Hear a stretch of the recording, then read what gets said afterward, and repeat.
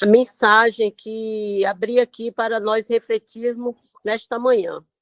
Dona Vânia, gente, Dona Vânia vai ler, então, uma mensagem e fazer a nossa prece? Quer, Dona Vânia? Eu ia fazer agora, mas se tem uma aí que pode fazer. Peraí. Então tá. Peraí, Deb. Pois não. Vamos aguardar, então, Dona Vânia, pegar aí uma mensagenzinha e para fazer ler a mensagem isso, e fazer a nossa prece. Bacana, obrigada. Do coração. Lorival Lopes. Hoje não preparei, não. Vou abrir agora, viu, minha gente? Não tem problema. Assim é que é bom. No susto. Veio aqui. 92. É a mensagem 92. Senhor, é uma prece. Guardo ansiedades e angústias que, se as houvesse enfrentado antes, comigo não estariam. Nossa, mãe, para mim. Tenho medo das reações alheias, pois acho que não me entenderão nem me darão atenção. Por isso, recolho-me, escondo-me e fujo do contato, principalmente dos que têm autoridade sobre mim. Esta timidez amarra o meu progresso. Poderia estar em situação melhor, mas perdi oportunidades. Arrependo-me. No entanto, Senhor, eu tenho a Ti, com quem abro o meu coração e me confesso. Suplico-te que me abençoes e me dês disposição e coragem. De posse dessas qualidades, enfrentarei os problemas, transformarei a minha vida, terei a alegria de ser vencedor e compreendo que tenho uma força poderosa que não usava. Agora, ciente de que estás comigo, reforçado e sustentado, avançarei com determinação e firmeza. Obrigado, obrigada, obrigada, Senhor. Então está aí, né, gente? As angústias que a gente guarda, o excesso de ansiedade, né? Tudo isso que vai sendo guardado aí, ó, durante todo o ano. Durante o ano todo. Nós vamos só julgando. Eu falo assim, julgando atrás da carroça, né? Que nós puxamos pelas costas. Os medos de enfrentar situações. E muitas vezes também a pressa para resolver situações, né? Que muitas vezes não são nossas. Mas a gente tem pressa. Então, o que o Senhor Jesus está mandando para nós aí, ó, né? Nós temos que ter a certeza de que Ele está conosco, que Ele nos sustenta, nos ampara, nos ilumina, né? E nos dá essa determinação, essa firmeza para seguir em frente, essa certeza. É isso que nós precisamos. Eu preciso muito, viu, minha gente? Preciso muito dessa certeza. Às vezes eu fico fraquinha, diante dos problemas, aquele amontoado de coisas que vem, e a gente quer resolver tudo para os filhos, para os irmãos, para os vizinhos, para os que vêm e reclamam com a gente. Aí a gente quer resolver. Ah, meu Deus, eu preciso ajudar. É assim que eu fico. Mas eu tenho refletido muito, e hoje, então, vem para nós aí, ó, a certeza de que Ele está conosco a cada minuto. Então, acalmar, eu preciso acalmar. Nós todos, aqui estamos hoje reunidos. Ai, que bom. E o Senhor Jesus falou para nós, né? Tenhamos calma, tenhamos certeza de que Ele está conosco a cada minuto do nosso dia e da nossa vida. Graças a Deus. Tá aí, Deb. É a lição 92, viu, gente? Do Preces do Coração. Bacana, dona Vânia, obrigada. Eu que Olha que agradeço. maravilha, e já veio aí para nós um ensinamento muito bom, né? Pois é. Trabalhar a nossa ansiedade, as nossas preocupações, confiar terminantemente no amparo constante do Mestre Jesus, através dessa espiritualidade tão amiga e tão misericordiosa, né? Mas muitas vezes a gente se deixa abater diante das situações que chegam para nós, e aí a gente vai murchando, murchando. Quando eu digo murchando, a gente vai esvaindo as nossas energias. E é exatamente nesses momentos de desafios, né, das situações que a gente precisa resolver, que a gente precisa estar com energia, que a gente precisa centrar os nossos pensamentos, até para a gente poder absorver os ensinamentos que o Espírito amigo, que todos nós aqui temos, uns chamam de anjo da guarda, Espírito amigo, protetor, protetora, não importa, todos nós temos. E eles vão trabalhar em nós por onde, gente?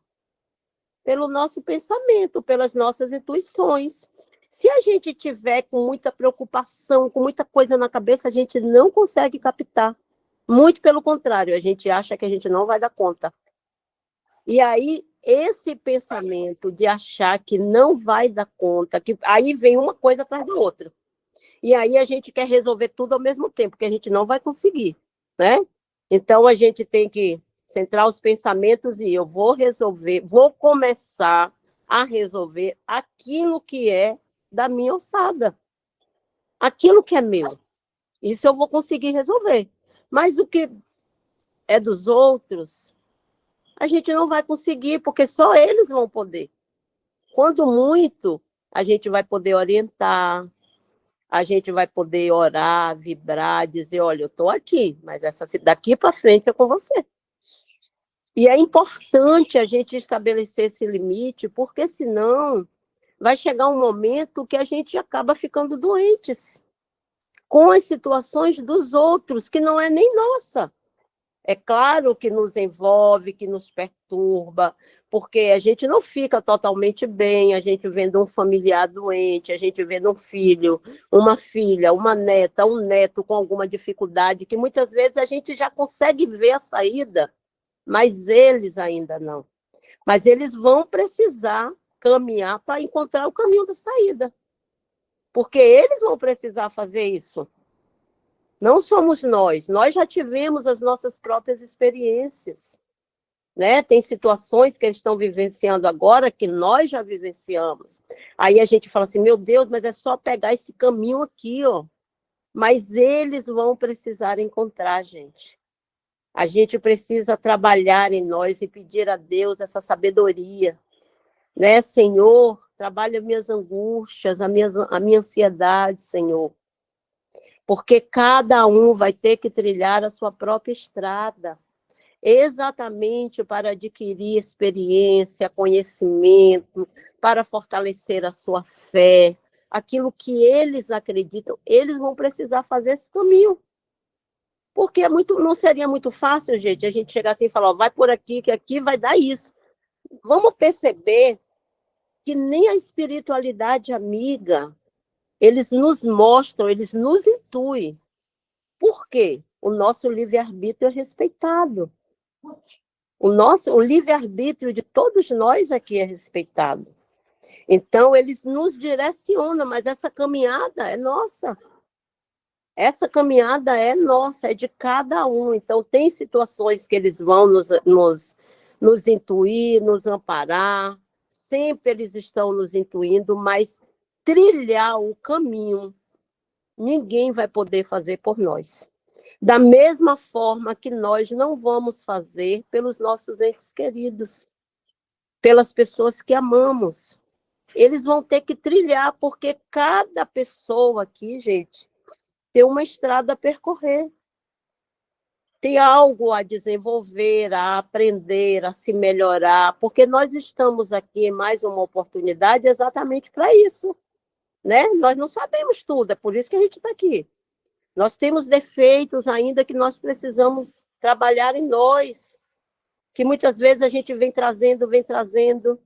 Então, assim, cada um de nós vai ter que fazer esse trabalho, né, dona Vânia?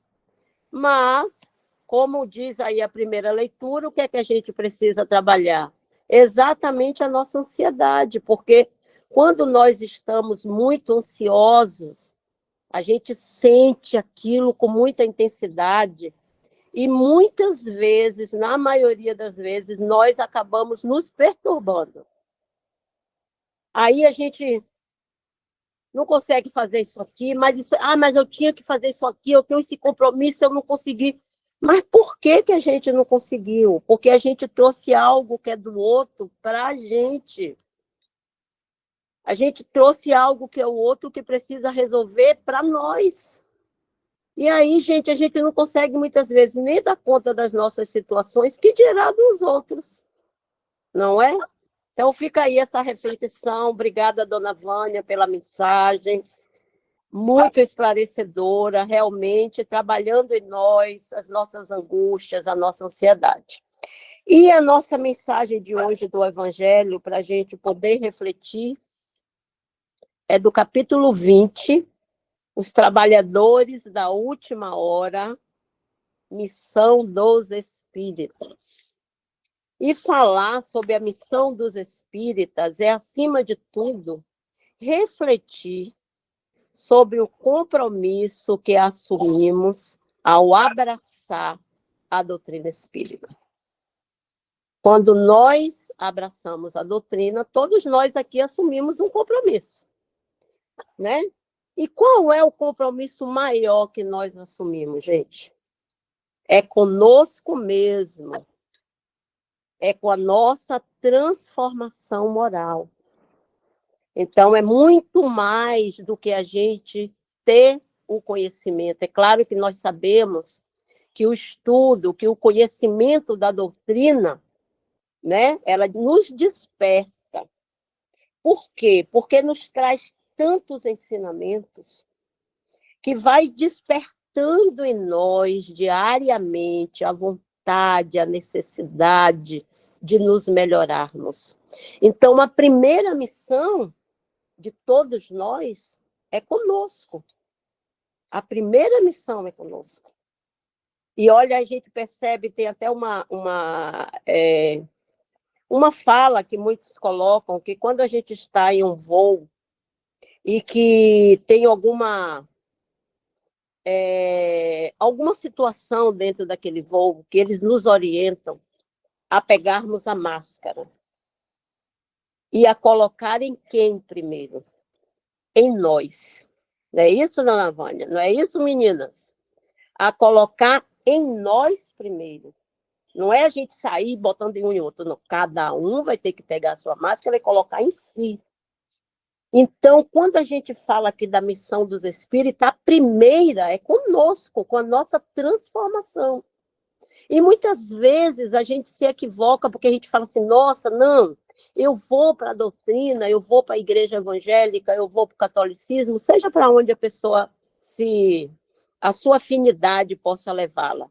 Não, eu vou porque eu quero levar fulano, porque eu quero ajudar fulano. Primeiro, gente, é conosco. Primeiro é com a gente. Esse trabalho interior primeiro é com a gente, porque nós sabemos que a palavra, ela pode até despertar aqui ou ali, mas é o exemplo que arrasta. Por que que Chico, ele era tão amado? Não só pelos espíritas, mas ele era amado, inclusive, por pessoas de outros cultos religiosos. Ganhou como o maior brasileiro do século, gente, concorrendo com tantos vultos. Por que que ele era dessa forma? Por que que as pessoas o amavam? Porque ele ia além da religião. Ele ultrapassou as barreiras religiosas e ele acolhia a todos. Ele acolhia a todos. Ele não, se a gente for pegar assim, é a biografia de Chico. A gente não vê Chico discutindo religião, gente. Isso é muito interessante. Olha, que não é hoje. Há quantos anos atrás que a doutrina espírita era vista sob tanto preconceito, a ponto das pessoas te encontrarem numa esquina, que isso aconteceu muito com ele, e as pessoas se desviarem dele e passarem para outra porque dizia que ele era endemoniado. E ele nunca se colocou para querer convencer ninguém. Era a sua exemplificação. Então, a gente ouve vários relatos de outros religiosos que falam porque ele era um homem bom, porque ele vivenciava os ensinamentos de Jesus. Então, é isso que o Senhor quer de nós, que a gente vivencie o seu evangelho. Não é? Ninguém precisa dizer, ter um negócio aqui na testa, eu sou espírita. Não há necessidade, gente. Agora, é a nossa exemplificação, é a gente ter convicção na doutrina que nós abraçamos para nós, que é totalmente também diferente da gente não falar, eu estou em uma rodinha, mas eu não falo que eu sou espírita, porque aqui é um ambiente que predomina outro culto. Eu vou dizer para vocês, eu trabalho em uma creche onde ela foi fundada por padres, tanto que o nome da creche que eu trabalho é Creche São Sebastião. Nessa creche tem de espírita, acho que somente eu, tem muitos católicos e muitos evangélicos. E nós convivemos numa boa. Há momentos de oração que eu gostei muito, porque a gente que está dentro da doutrina, a gente valoriza muito essa questão de fazer a prece com as crianças, que independe de culto de cada uma, mas é a ligação que a gente tem com o alto. É a ligação com Deus, com o nosso Pai, com a espiritualidade amiga que nos assiste. Porque é importante nós estarmos passando isso para a criança enquanto é novinha ali, gente. Porque o que a gente percebe? Muitos jovens que falam, eu não acredito em Deus. E quando a gente vai estudar o campo das obsessões, a gente percebe que espíritos altamente inteligentes, mas que não estão usando a sua inteligência para o campo do bem, eles começam a influenciar com muitos pensamentos a mente dos jovens e vai fazendo com que eles se distanciem da sua essência, de Deus, da criação, que a gente tem um Criador que criou tudo isso aqui. Então, assim, a gente precisa, enquanto nós temos neto, né, neta ali, estar falando, mas eu não levo para evangelização, porque depois eles vão crescer, eles vão escolher o que eles quiserem. Claro, a gente sabe disso, mas qual é o nosso papel? Eles são crianças, a gente sabe da reencarnação, a gente sabe que é o espírito que está retornando, é nós levarmos para aquilo que nós estamos e que tem nos feito tanto bem. Agora, se quando eles crescerem, eles quiserem ir por outros caminhos, não tem problema, isso, não, hoje ele é isso, não tem problema, o que a gente vai querer é que sejam pessoas de bem. O principal é que sejam pessoas de bem. Tá dando para entender, gente? Então, vamos lá, meninas. Missão dos espíritas. Não escutais, já se agitar a tempestade, que deve arrebatar o velho mundo e reduzir a nada a soma das iniquidades terrenas. Bendizei ao Senhor, vós que depositastes a fé em sua soberana justiça. Então, se tem uma das coisas que a doutrina trabalha muito em nós, é nós entendermos a justiça divina. Quando a gente passa a estudar a reencarnação, as causas atuais, as causas anteriores, e aqui no Evangelho eu sempre digo, o capítulo 5, Bem-aventurados os aflitos, gente, é de um conhecimento imenso para nós, porque tudo é muito claro, a justiça divina, as causas atuais das dores, dos sofrimentos, nem tudo está ligado a outras vivências. Muitas das situações que nós vivenciamos como dores, como dificuldades, está relacionada agora ao nosso comportamento do hoje, do agora. Então, nesse capítulo 5, vai nos explicar tudo isso, as causas atuais, as causas anteriores e a justiça divina. Né? Vai nos dizer que a gente não evolui somente com a dor, muito pelo contrário, nós não fomos criados para o sofrimento por Deus. O sofrimento é uma consequência do uso que fazemos do nosso próprio livre-arbítrio. Mas Deus não nos criou para isso, gente. O DNA de Deus está dentro de cada um de nós. Então, quando Jesus diz, brilhe a vossa luz, o Senhor sabe que a centelha divina está em nós. E ele já nos convidava lá atrás a nós fazermos, deixar brilhar, ou seja, os nossos talentos, aquilo que nós temos de melhor, porque todos nós temos, todas as pessoas têm, todos têm algo ali que você fala assim, nossa, olha, eu ainda não adquiri essa qualidade. Né? Eu ainda não adquiri essa virtude. Olha, fulano tem isso, mas tem isso aqui. Todos nós temos, gente. Como novos apóstolos da crença revelada pelas proféticas vozes.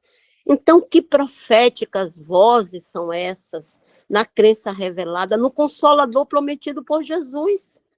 Porque Jesus não falava lá já para os seus apóstolos que ele iria, mas que ele enviaria um novo Consolador para que pudesse relembrar tudo o que ele havia dito. Então, veja que Jesus já sabia que muitos iriam esquecer os ensinamentos que ele trouxera. Então, ele fala, no momento certo, eu vos enviarei um novo, um Consolador, para que possa falar tudo claramente, que nesse momento eu não posso. Então, nós não tínhamos maturidade espiritual para entendermos o que a doutrina espírita traz hoje para nós, de forma clara.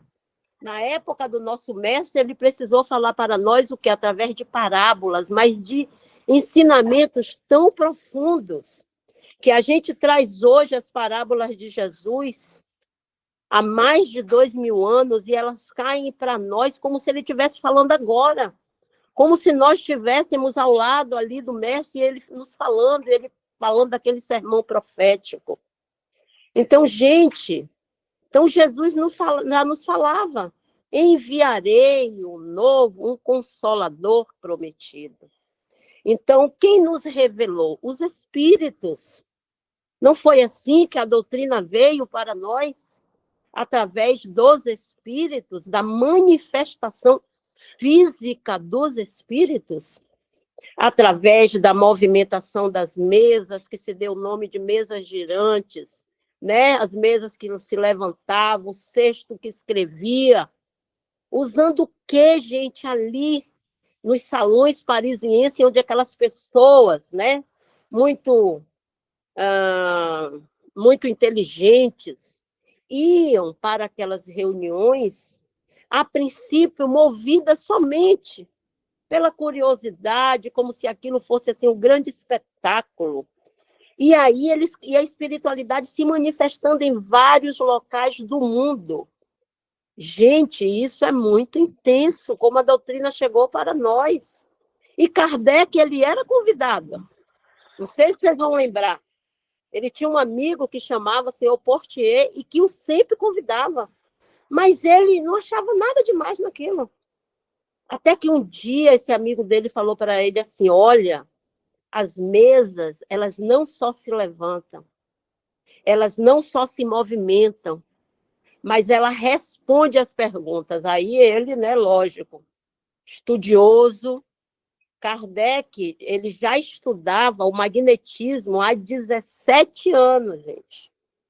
Kardec já havia escrito muitas obras, porque ele era um pedagogo, né? Então, já tinha escrito muitas obras, ele já era conhecido. O professor Hippolyte Léon Denisard Rivail, que é o nome dele, né? O nome dele de batismo. E quando ele foi para a primeira reunião, ele começou como aquele bom senso encarnado, como aquela pessoa muito estudiosa, ele começou a pensar que por trás daquilo, que todo mundo só estava ali achando que era um espetáculo, mas que ninguém tinha se atentado, ele começou a pensar que por trás daquilo existia uma força, e que força era aquela? que fosse era aquela que estava promovendo tudo aquilo. Então, ele passa a ir para as reuniões com este cunho de estudar. E ali, uma dessas reuniões, ele recebe, então, porque o que é que estava por trás da movimentação das mesas que se deram o nome de mesas girantes? O que é que estava por trás? Os espíritos. E o que era que os espíritos queriam falar-nos? Olha, a morte não existe. Nós estamos aqui. Então, eles queriam trazer para nós, primeiro, a imortalidade do espírito. Porque foi dessa forma que a doutrina chegou para nós. Kardec, ele já era um homem de muitas oportunidades reencarnatórias, onde ele era um líder religioso, onde assim, uma massa procurava para se esclarecer com ele. Então, ele foi preparado para trazer para nós, para codificar, porque, assim, a manifestação dos espíritos, elas são de todos os tempos. De todos os tempos, nós temos aí, né, a vivência dos nossos irmãos indígenas, que tinham ali as suas manifestações, através as curas que os pajés realizavam.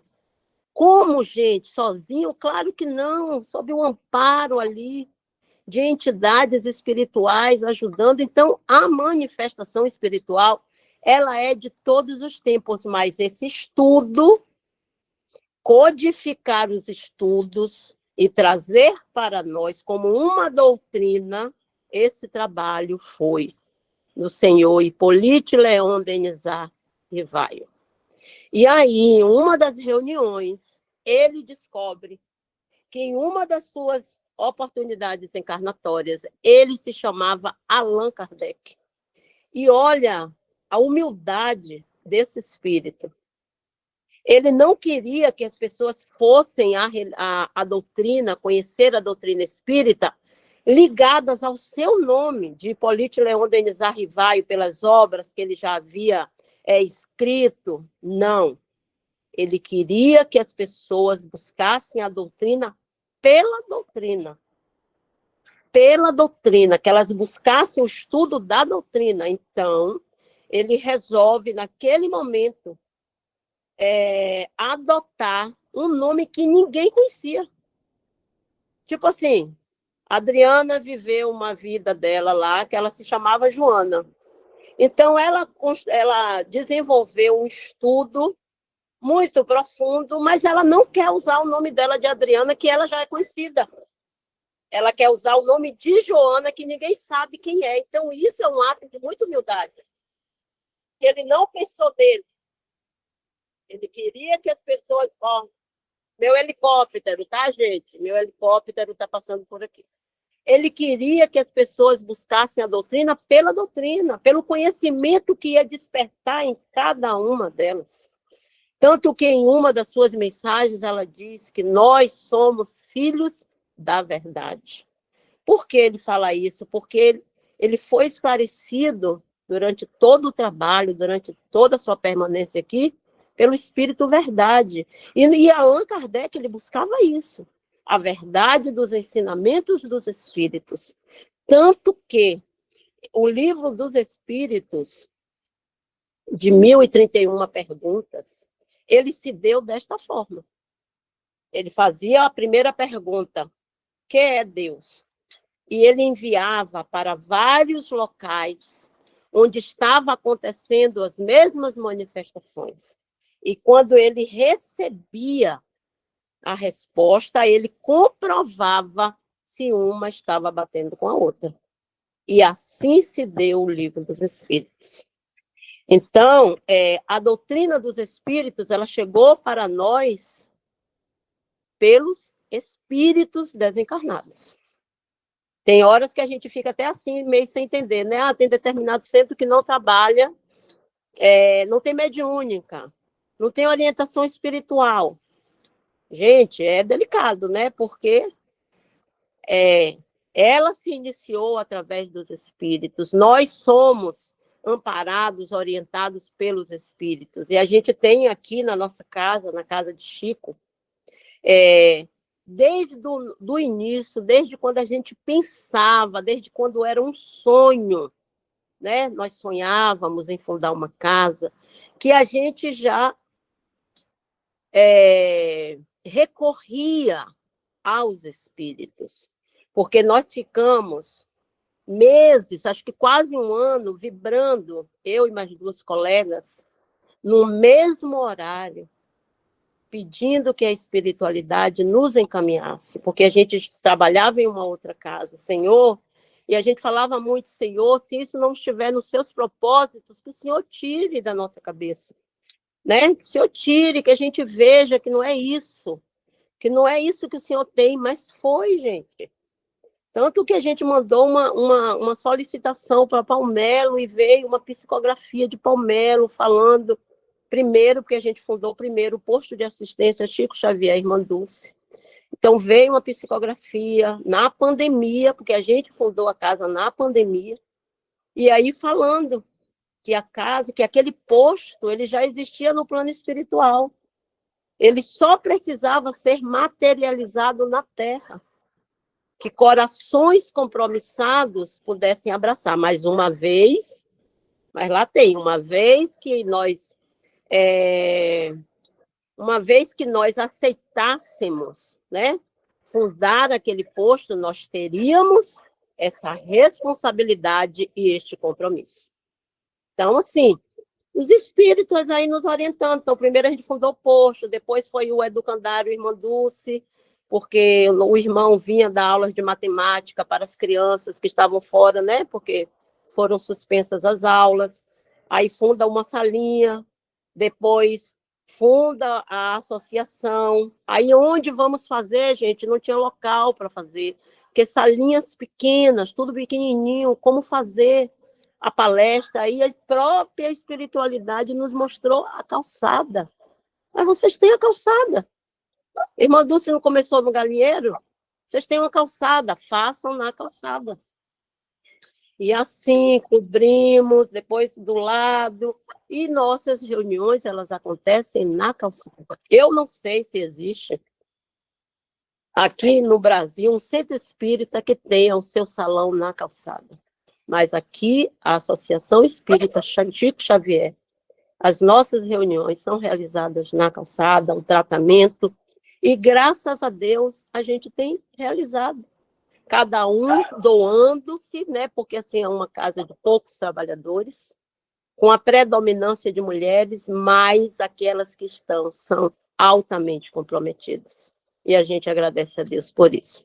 Então vamos lá, não tem mais, tá?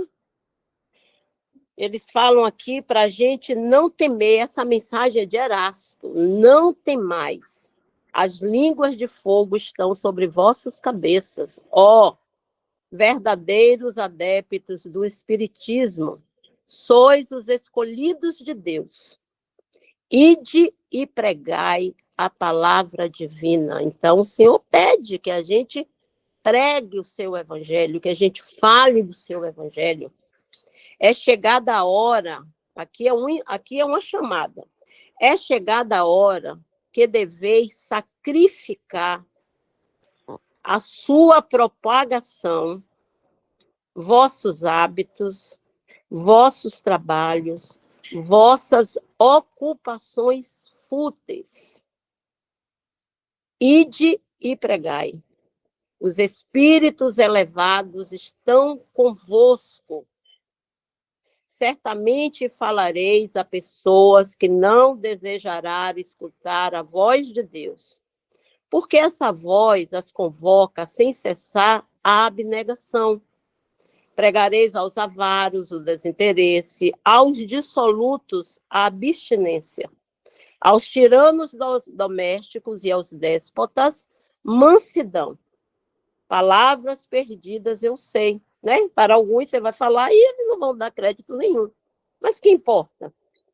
É necessário regar vossos suores, o terreno em que deveis semear. Então, que suor é esse que ele está falando, gente? Da nossa própria exemplificação. Nós precisamos ter convicção e ter exemplificação daquilo, senão as nossas palavras serão palavras jogadas ao vento. A gente não pode aqui ser de um jeito e ali ser de outro, né? Não pode. Então, você tem que ter convicção. E a doutrina espírita, ela traz isso para a gente. A partir do momento em que ela nos convoca, nos dizendo que a primeira missão é com a gente, é com a nossa própria transformação moral, é com a nossa reforma íntima. Não tem esse negócio de, mas eu sempre fui assim. Gente, nós estamos aqui na Terra exatamente para isso, para a gente se melhorar. Será que a gente vai passar mais uma oportunidade retornando para o plano espiritual como este homem velho que a gente vem carregando conosco, sabe aquelas correntes que a gente vai andando e vai fazendo aquele barulho atrás? Então, assim, será que a gente vai voltar para casa depois de uma oportunidade, né, de tanto amparo, de tanta assistência espiritual, carregando ainda essas correntes conosco? Então, é preciso refletir, né? Então, esse suor que eles falam é do nosso trabalho, é da nossa exemplificação, pois ele só frutificará e produzirá sob os reiterados esforços da enxada e da charrua, proporcionadas pelo Evangelho, então, pela transformação moral que o Evangelho vai provocar em cada um de nós. Ide e pregai. Então, está aqui o convite, ide e pregai. Sim, todos vós, pessoas de boa fé, conscientes da vossa inferioridade. Porque nós temos essa consciência, né? Nós temos muitas coisas para trabalhar dentro da gente ainda, né? Mas o Senhor, sob um prisma de muita luz, de muita misericórdia, nos permite, espíritos tão imperfeitos, estarmos trabalhando aqui, divulgando o seu evangelho. Porque o Senhor, ele não conta com a perfeição, não, gente. Aqui na Terra, não. Aqui na Terra, ele não conta com os perfeitos, porque não existe perfeição. O único ser perfeito, puro, que já pisou o solo terreno foi o próprio Jesus. Todos os outros, ainda que como missionários, ainda tinham algo para serem trabalhado dentro deles mesmos. Então, o Senhor conta conosco. Saiamos desta coisa, mas eu ainda tenho isso aqui para fazer aquilo. Gente, se Jesus fosse contar com perfeitos para divulgar o seu evangelho, talvez ele não tivesse um aqui na Terra. Então, ele conta com os doentes mesmo, né? E ele nos deu lá o exemplo, né, da caridade através do quê? Do samaritano, que era um homem, que era um povo que era desconsiderado pela maioria. E Jesus traz, então, exatamente esse homem que se compadece daquele que for assaltado, que estava lá no chão, que foi o único que parou para socorrê-lo, porque passou levita, passou sacerdote, se compadeceu, mas não fez nada, foi embora. Então, o que o Senhor quer de nós? Ação, né? Que coloquemos as nossas mãos no trabalho, sem preguiça. Então, vamos lá, meu povo. Ide, Deus vos conduz. Pessoas simples e ignorantes, vossas línguas se desatarão e falareis como nenhum orador fala. Gente, isso aqui a gente pode lembrar nesse momento de Eurípides. Quem conhece aqui a história do professor Eurípides Bassanufo, já tinha um trabalho, já estudava muito o catolicismo, né? E ele tinha um tio que havia se tornado espírita, e ele não concordava com aquilo. E aí o tio dele, ele começava a debater, ele começava a questionar, e o tio falava que não tinha a inteligência que ele tinha. Mas convida ele para ele participar de uma reunião. E aí Eurípides, ele, embora estudasse muito, ele não tinha uma compreensão dentro dele, era uma dúvida que ele tinha sobre o Sermão do Monte. E aí, olha que interessante, ele vai participar de uma reunião com espíritas pela primeira vez, na fazenda ali da sua família, e ele, então, mentalmente, pelo pensamento, sem verbalizar, ele diz assim: se realmente aqui existia a presença dos espíritos, eu quero receber uma explicação do Sermão do Monte. E aí a explicação vem. E vem através de quem, gente? De um homem da fazenda semi-analfabeto. O homem não fazia um O no fundo do copo. E vem através dele. O Espírito se aproxima e ele tem uma das explicações mais claras sobre o Sermão do Monte através daquele homem. E a partir dali, ele não tem dúvidas. Ele começa a estudar a doutrina espírita e se torna um espírita fervoroso, divulgador da doutrina, trabalhou incessantemente no campo do esclarecimento através do colégio que ele fundou, né? Liceu Sacramentano, e depois, quando as famílias descobrem que ele era espírita, começam a tirar as crianças, os filhos da escola. E é lindo, porque assim, tem uma página, ele tinha uma ligação muito grande com Maria Santíssima. E ele, então, senta embaixo do seu jasmineiro na sua casa. E ele ali chora e pede uma orientação de Maria. O que fazer agora? Praticamente todos os alunos tinham saído, as famílias tinham tirado do Liceu Sacramentano. E aí Maria, através da psicografia dele, ele mesmo escreve, porque ele entrava em Eurípides, ele tinha aquela coisa que ele estava aqui e ele entrava como se fosse um grande sono, e ele se transportava, e ele ia lá em outro local, fazia partos e depois retornava. Então, Maria escreve para ele, diz, ou é através da psicofonia, não lembro agora exatamente, que ele tirasse o nome Liceu Sacramentano, que ainda era um resquício do orgulho humano, e colocasse Colégio Allan Kardec. E ela o cobriria com o manto do seu amor. E que ele passasse a ensinar o evangelho do seu filho na escola. E a partir daí ele tira o nome e aos poucos as crianças começam a retornar. Então a vida de Eurípides é lindíssima, gente, é lindíssima. Professor Eurípides Bassanufo. Então ele tinha uma preocupação muito grande com a educação e com o processo da obsessão. Tanto que ele, através da corrente magnética, que a gente tem, que a gente usa, inclusive, na nossa casa, como trabalho de desobsessão coletiva, Eurípides Bassanufo a usou muito. Inclusive, um dos trabalhadores mais devotados de Palmelo, que foi quem impulsionou Palmelo para tudo que ele tem hoje, foi aluno de Eurípides Bassanufo. Seu Jerônimo Candinho.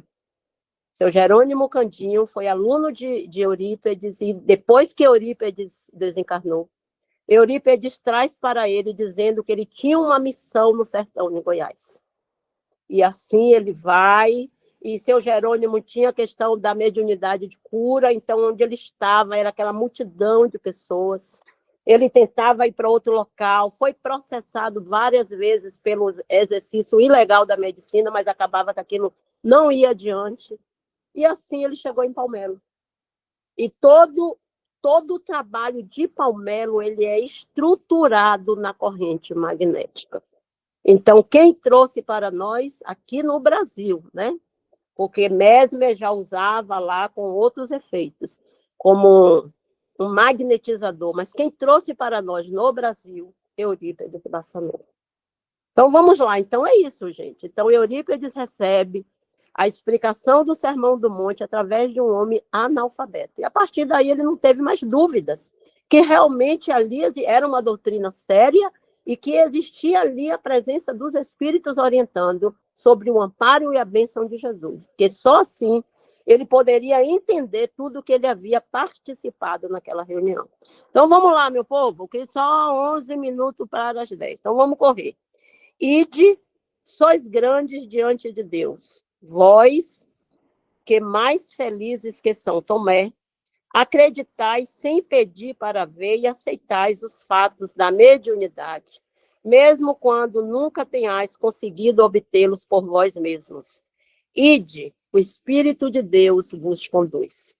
Marchai, então, adiante, falange imponente pela fé, mas não é a fé cega, né, gente? O Espiritismo nos convoca a termos uma fé clara, uma fé com obras, que a gente sabe o porquê daquilo ali. Não é aquela fé que diz, hoje eu acredito, amanhã eu não acredito mais. Isso não é fé, isso é cegueira, né? Então, é a gente entender o porquê disso tudo. E os extensos batalhões dos incrédulos se dissiparão diante de vós, como nevoeiros matutinos aos primeiros raios do sol nascente. A fé é a virtude que transporta montanhas, declarou-vos Jesus. Porém, mais pesados que as mais pesadas montanhas jazem no coração humano a impureza e todos os vícios decorrentes da impureza.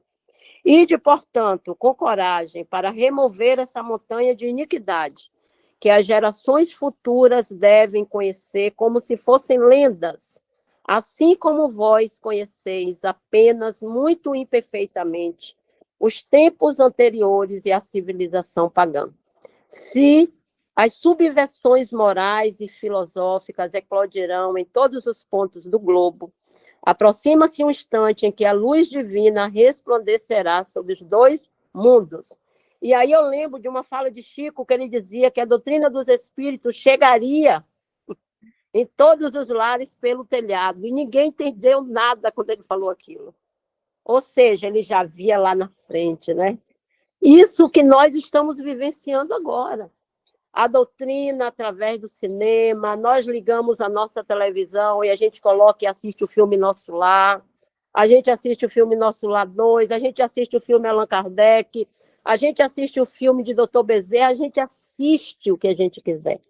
Então, a doutrina chegando para nós. E a gente não pode deixar de falar, gente, do trabalho perseverante de Chico. Nós vamos lembrar que Chico fez durante 2 anos reuniões sozinho, só ele e a espiritualidade. Trabalho de perseverança, quer dizer que antes de chegar a esse momento, teve um dia em que ele pensou em sair da reunião. Ele deu um tempo, fez a prece e não chegou ninguém. Ele falou, o que eu vou ficar fazendo aqui? Começou a fechar, foi fechando a janela. Quando ele estava ali, ele ouve, então, Emmanuel perguntar para ele, meu irmão, o que está acontecendo? E ele fala, mas o senhor não está vendo? Ninguém dá crédito à doutrina espírita. E Emmanuel, então, fala para ele o quê? E nós, os espíritos? Deixa passar meu helicóptero aqui, gente. Emmanuel, então, diz para ele, e nós, os espíritos? Não precisamos ouvir o evangelho, Chico? E a partir daquele dia, ele iniciava as reuniões às 7 horas e terminava às 10 da noite. Sozinho, lia o evangelho, atendia os espíritos, doutrinava, ouvia um, consolava outro, e as pessoas que passavam e que olhavam pela janela e que viam ele gesticulando, ele falando sozinho, diziam, agora ele endoidou de vez. Agora ele endoidou. Então, assim, olha, que trabalho de perseverança que ele teve, gente, para deixar para nós isso, tudo que a gente tem, mais de 450 livros psicografados. Mas a obra maior que Chico trouxe foi com ele mesmo, com a sua própria vida. E isso a gente não pode esquecer jamais. Então, a doutrina, ela é também objeto de estudo. Por quê? Porque ninguém segue aquilo que não conhece. Então, tem tantos livros aí para a gente esclarecer, para a gente tirar nossas dúvidas, mas a gente precisa querer se debruçar sobre eles, né? André Luiz descortinou para nós o mundo espiritual, quando trouxe para nós o Nosso Lar, e daí tantos outros. A obra de André Luiz, ela é riquíssima. Ele desvendou para nós as caravanas espirituais, vindo ajudando, o que é que acontece antes do desencarne, tudo ele vai ali descortinar para a gente. O trabalho mediúnico em si, o trabalho da espiritualidade com aquele grupo mediúnico no centro. Então, assim, ele nos esclareceu. E aí, gente, já para a gente terminar aqui, tá? Tem uma pergunta assim, que eu já vou ler aqui o final. Pergunta se muitos os convocados ao espiritismo se transviaram, por meio de que sinais reconhecer os que estão no bom caminho? Pergunta aqui.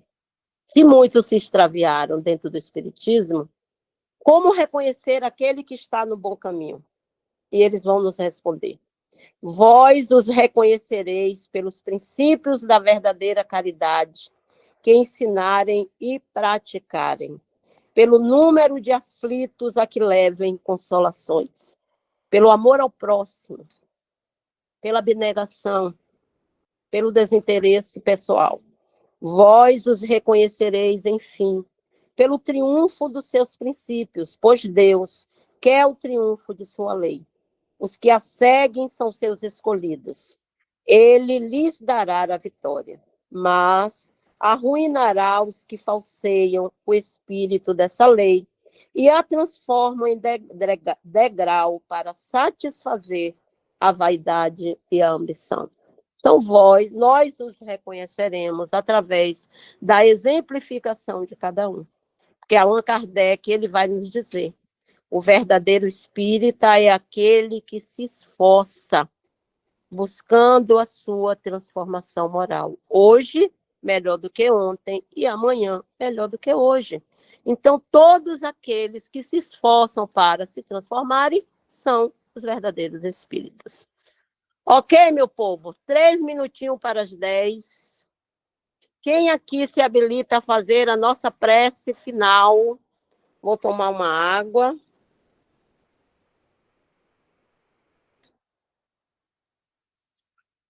Se ninguém se colocar, como a gente só está aqui 3 minutos para as 10, eu vou fazer. Posso fazer. Maravilha, maravilha. Vanessa, né? Vanessa, isso. Obrigada, minha querida. Que bom que você falou hoje, assim eu vou fazer, graças a Deus.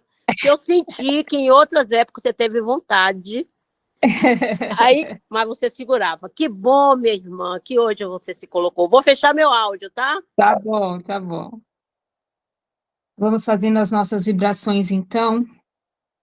Vamos vibrar por todos os seres encarnados e desencarnados. Vamos vibrar por todos os países, principalmente aqueles em conflito, com tantas pessoas com fome e sofrimento. Vamos vibrar pelo nosso país, pelos nossos governantes, que eles possam realmente olhar para o bem do nosso povo. Vamos vibrar por todos aqueles que estejam precisando de uma vibração e de uma mão amiga.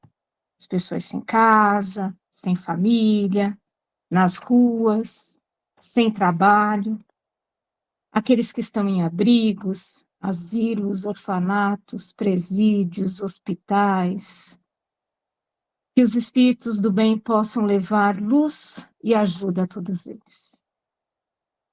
Vamos vibrar pelas nossas famílias, pelos nossos lares, que os nossos benfeitores espirituais possam nos proteger de todo mal, de toda malevolência.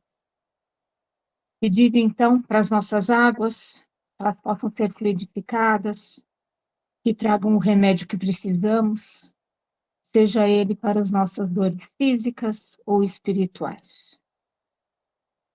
Agradecendo, então, aos nossos benfeitores espirituais, a legião de bons espíritos que estiveram conosco nesse domingo, pedindo que fiquem conosco durante toda essa semana, nos protegendo, nos livrando de todo mal. E que possamos estar reunidos novamente na próxima semana, nesse mesmo horário. Que assim seja. Amém. Obrigada a todos. Que assim seja, minha querida. Muito obrigada. E já vamos aqui desejando um feliz ano novo para todas nós, para os nossos lares. Felizes dias novos, né, gente? O nosso ano ele só será novo se nós buscarmos essa transformação, essa modificação, para que a gente possa ter dias novos, dias renovados, né? Porque senão somente muda o calendário, mas nós continuamos tendo os mesmos resultados, porque a gente não se propôs, né? A mudança que é tão necessária para todas nós. Então, assim, é um momento também de muita gratidão a Deus, nós estarmos aqui neste momento, agradecendo a todas vocês que estão sempre presentes aqui, fortalecendo este culto do Evangelho, todos os corações amigos, porque todos aqui estão contribuindo com a divulgação do Evangelho de Jesus. Então, nós aqui, em nome da Associação Espírita Chico Xavier, agradecemos a todas vocês. Que Jesus abençoe, que abençoe nossos lares, nossas famílias, que nos renove